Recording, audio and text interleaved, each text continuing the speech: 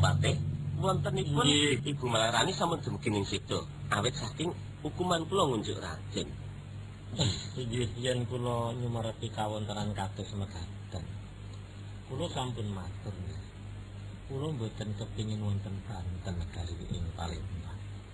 Namung kabekta saking kedereng badhe nyirnakaken lelampaning ing sekedhipun nyambet kawontenan ing Bang Mila yen kados menapa kemawon iki kedah dipun sampurnakaken nggih.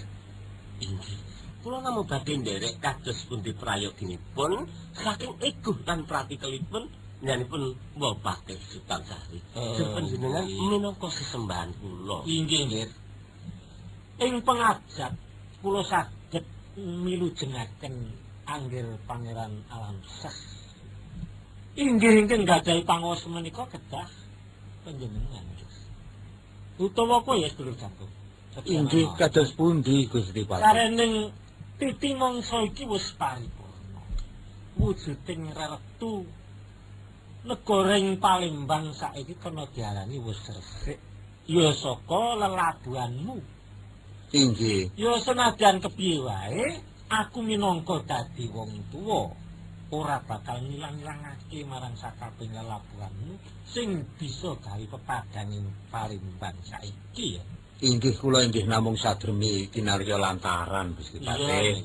Ngaten nggih Pangeran Alamsah. Wah Pati inggih. Nening sampun dados pengajeng-ajenging para kawula ing Palembang ingkang sampun ngetingawaken labuh labeting negari Palembang lan kepingin timbulipun anggir Pangeran Alamsah dipun jumenengaken malih wonten negari ing Palembang. Inggih sakmenika prayogipun panjenengan kedah ngasta pengadilan wonten ing Palembang. Duh Bupati Sutansari. Menawi saking kepangan kersanipun Bupati kados ngaten, kula sagah badhe tumindak sakamat-kamat kula kitang kados pundi mangke nanging kosok pangsulipun menawi wonten tunadungkap anggen kula ngembat negari sadaya kula pitadosaken dhateng pendhanipun Bupati Sutansari. Matur nuwun nggih, matur nuwun. Senadyan kula sampun yuswa pikun. Nanging tiranipun nyawa kula sumbangaken negari Palembang. Mboten yen kula badhe tinggal gelanggang colong playu saupami. Matur sembah. Ngantos ukuting nyawa kula badhe nyengkuyung ngadeking negari Palembang ingkang semangke jengandika ingkang jumenengata nggih. Wah kula pitados menawi ing Palembang pinanggih janep kalih kados pinanipun Bupati Sutansari kula kinten mboten badhe kelampah tuwuh kados tiyang tumindak pinanipun paman sanggah singgih kados mekaten menika. Kagem prayoginipun jangkung menika kados pundi Bupati? Sakmenika kula nuwun sewu, kula badhe nyanyi pribadi kula kalian jangkung. Oh, monggo.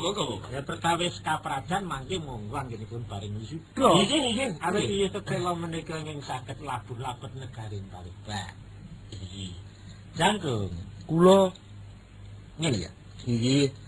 Saiki aku tak takon marang kowe wangsulana kanthi tulus suci ning atimu, aja duwe penggalih rangu-rangu nggonmu mangsuli marang pitakonku iki ya. Inggih. Jancane kowe iki duwe omah ora? Gadane ngawon. Ora apa-apa. Inggih. Omah awan ki aku sanggir srawung kalaku apik turawan. Inggih namung atep ya kula. Iya. Hah? Atep Ora apa-apa. Sik tak tukok gawe sirap gedeng. Ya. inggih. Ning tenan to, kowe aku wis matur nuwun tenan kan. Aku dadi patih meneh iki mergo kowe, tenane wae. Negara tentrem mergo kowe. Upama kowe iki tak ganjar Raja Brana, nek kurang nggonmu ngetakake mesti bakal ra ngono ta? Utawi tenaga tuwin pikiran kula menika mboten kula tujakaken kula pados ganjaran Raja Brana Gusti. Jalaran welingipun guru mekaten. Nek ngelmu asale kowe ora tuku aja kok dol. Bagus tenan. Mangke malah mudak bingung nek gadah. Iya, Rada. Inggih. Saiki tak takon meneh ya. Oke, lebih takon iki kok. Inggih monggo. Ora gelem tak takon. Inggih purut nggih mawon waten saged nggih kula jawab. Saiki kowe kira wong urip to? Lah kula menika nggih. Aku tak takon Wang Srono. Iya, oh kena ya bisa jawab kok. Monggo kowe kira wong lanang to? Iya. Coba mangkle sapi ambak salah napa ate. Oh jeneng kaya ngene kok priye Gusti Pate kok guyon lho. Aku seneng gegeran karo kowe saiki. Selera ketemu. Seneng aku. Oh kaya ngene kok dadak didangu. Iya, nek wong lanang kuwi Inggih. wis tau dibojo durung? Nggih baresipun sampun kapara kula sampun gadah anak setunggal. Tenan. Inggih. Ning wong lanang kuwi duwe kewajiban. Bojo raming siji. Wah, setunggal kemawon kula tilar keluyuran nggih Gusti Pate. Ora, wong ki nek mesti radine kena. Wah, Ya. kula rencangi kados mengkaten menika betekipun kula menika kepengin wangsul pinanggi dhateng anak bojo kula. Ora, anak bojo ki pokoke wong lanang ki adil. Upanipun dos pundi adil menika? Adil iki ngene. Ngrembug bojo tuwa ya sing apik, Nggih. terus rabi meneh. Ya ling adili sing apik. Ngono. Kula menika samar menika. Apa to? Bola bali angger wong bojo loro niku ada sing jael niku sing enom. Sing jael atine niku sing enom ada sing sampun. Terus kok rembug wong ki siji-siji penemu pikiran rupa. Barang ki siji-siji aja kepadake angger wong ngono ora. Ayah Gusti Pate mbok sampun dangu bab bojomu ndak kula kelingan mboke momok Gusti Pate. Momo.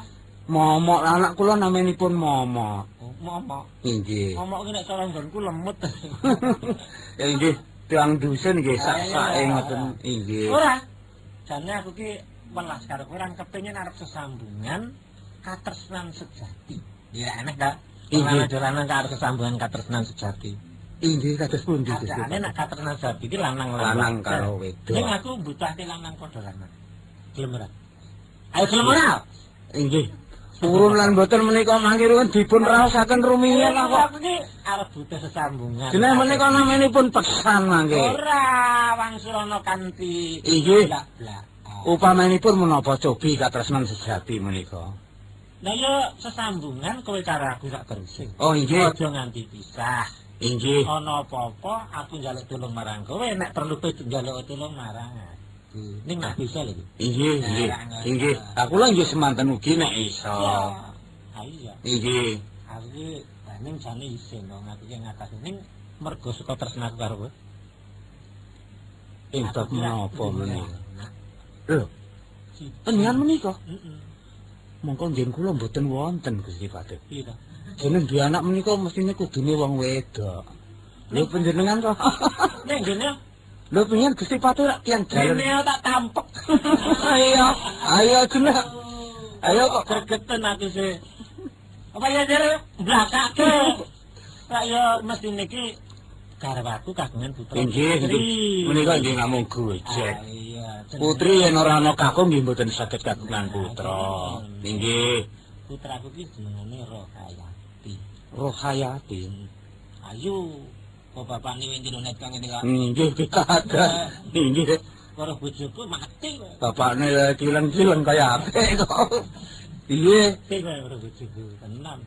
Tenan bojoku pilih tanding. Wah, mulai mengkaten kula mangke mboten sowan wonten kepastian. Anang apa to? Mangke ndak mati semer. Oh, ya ora ngene. Mentek-entekan entek wong rembugan iki saking apike. Inggih.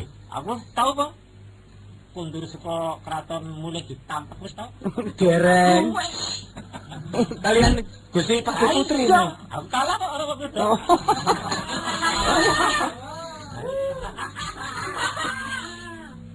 Aku kuwi celaka meneh. Inggih. Mripatku ngantuk turu dibuka jendelane. Tahu aku. Kalian Gusti Pati Putri menika. Yo. Aku yo manut wae. Ayo wong nek melu, ayo. Ya ora tak tinggal kok ngene ya. Inggih, inggih. Putraku tak paringi kowe. Ayo, ora gelem? Loh, menawi Ora gelem. wah, Sampun ngaten lho Gusti Patih kok ya. Ayo. Kula menika ngaten. Oh nggih jenah wujud kula kemawon kados mengkaten inggih-inggih menawi ingkang putra menika mangke kedugi. Malah menawi pinanggih kula kados dene Gusti Patih kebagingan kapisan nggih. Dipun dakwa kere wae cilik sing elek lho. Kok nek mundur saka kene. Nggih. Sandalmu mesti becik. Adus dina ping 7. Isih ora sabunan ngaten nggih.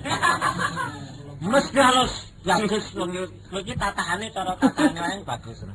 Ana ra bagus aku mau ngebak kowe kok. Anggir jeneng lanang niku mesti bagus nek wedok ayu. Lah, nek muni bagus lanang iki. Ana ya piye? Apa tuman cawe wedok kok bagus rak mboten. Ngene tak arek. Nggih. Tampanan yo, katos naku tampanan yo, cangkem. Tampanan. Tampanan yo, tampanan. Inggih. Ya. Wis saiki tak dawuhi. Mengko tak larake, kondur ning tempat ya. Ah nggih. Tak dandani sing becik. Nang kula sumarah. Waton ingkang putra inggih anu Gusti Patih. Inggih monggo Bu.